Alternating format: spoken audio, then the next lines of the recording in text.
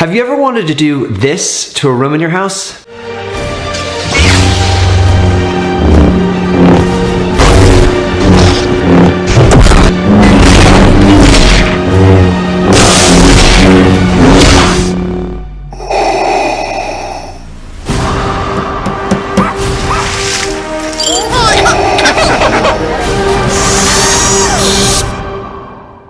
Hey, it's Jay, and we actually love this room. We don't want to destroy it, but nothing matches. For example, over here to my right, there's a modern wall with a sleek electric fireplace. Over here we have a light gray wall with kind of a marine gray colored frame around the mirror, and then a brown piano that doesn't match anything in the room. Since the piano's a main item that doesn't match this room, we considered bringing in professionals to refinish it. We considered maybe hiring a professional to put a vinyl coating on it that would make it look nice and sleek and match the colors of the room. The other option was I could repaint the piano, but that would require sanding. It'd be so messy. I didn't want to create all that dust in the house, and also, who knows if I would do a good job. I mean, I would try my best, and I think I could maybe do it, but it would be so much work. So what we decided to do is go with a product from Amazon. This is 100% reclaimed barnwood, but what they've done is really interesting. They've cut it super thin. So if you look at it from a side angle, you see how thin that is. It's super light and it feels like a balsa wood, and each plank is different and brings in the colors of the room. The other cool thing about this product is I don't need a nail gun because it's got these really strong stickies on the back, and you just peel the stickies off and you put it up.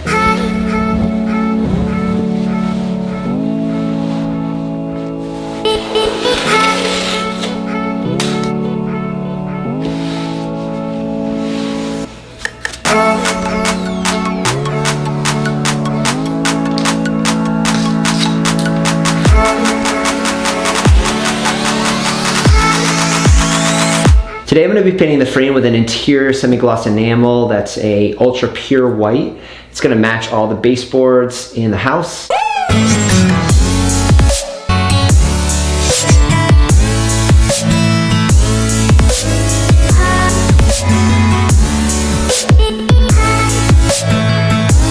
It's definitely going to need 2 or 3 coats, and since I'm going to be using this brush again very shortly, I'm just going to put this in a plastic bag, and then I'm just going to put this in the fridge, and that'll just preserve my brush for just a couple hours.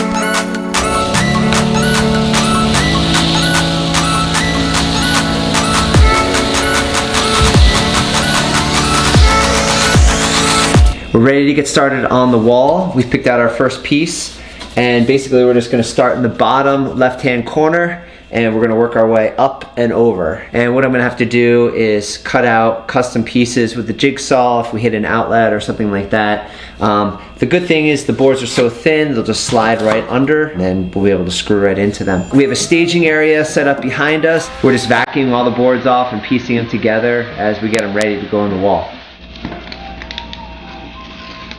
There we go.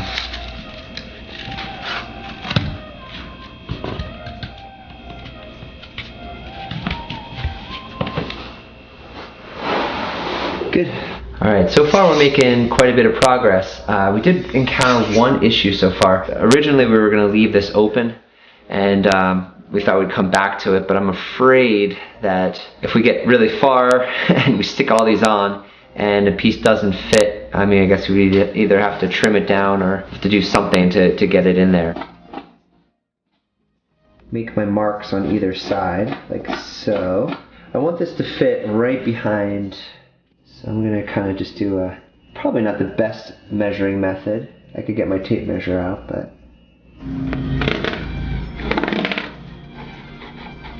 We're going to try the utility knife route first.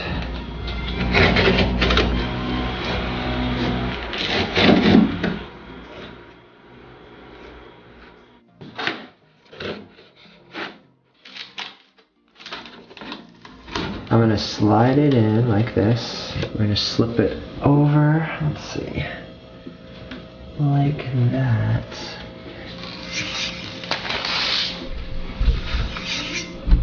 I cut it so that these little foot holders here are going to be on the outside of the wood, and then I can just easily do this. Put this back on. Perfect. Alright, we're at our second and final outlet, and this one we just need to slide down carefully.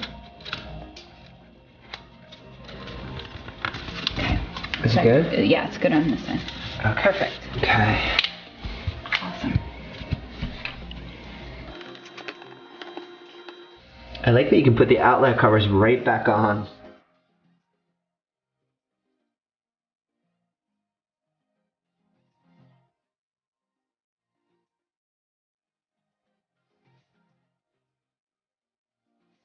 So we're just about done with the bottom part here. You can see that we're able to go behind the mirror, which is really nice. And so I cut this one down a little bit, and then I just scored it along this way, and then the piece just snapped right off. We are doing really well. We've been working the boards in behind the mirror frame over here, and then just cutting the excess over here in the corner. This is a part I just wanted to show you. I just took the guitar hanger off the wall, and you can see the wall anchors are still there. What I'm gonna do is I'm gonna line up the wall hanger while I can still see that hole, and I'm gonna drill the other hole through this piece, and then when I go to put it on, I'll know where my holes are, and I could just use the same holes and put the guitar hanger right back up again. So when I get to the end of a row, what I've been doing is just taking a screwdriver and nicking up the wood just a little bit. So you can see right here is where I made my little nick, and I'll just go out to the chop saw and cut it now. Pretty good. There's enough space under the frame here where I can just take the board, put it right up, and make a mark here, and I'll make a mark on the other end. And then I can just score that piece, snap it off, and it should fit right in.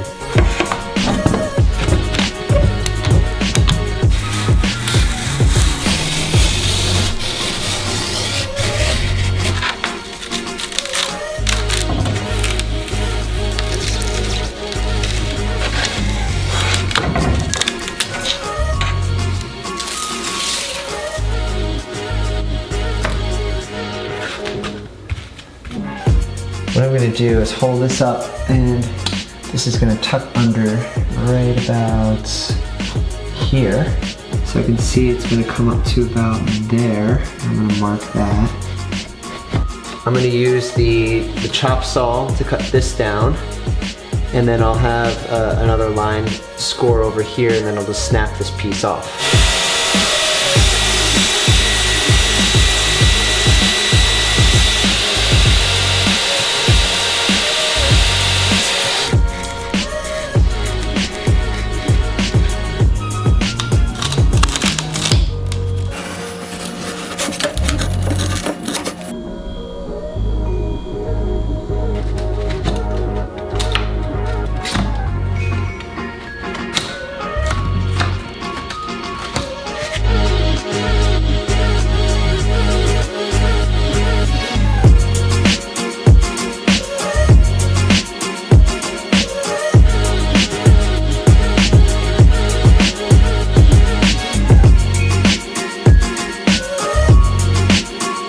We are on the last strip, and we've been working at this probably 4 to 5 hours so far. The boards are 5 inches wide, and that's less than 5 inches, so I'm gonna have to custom cut the entire top row.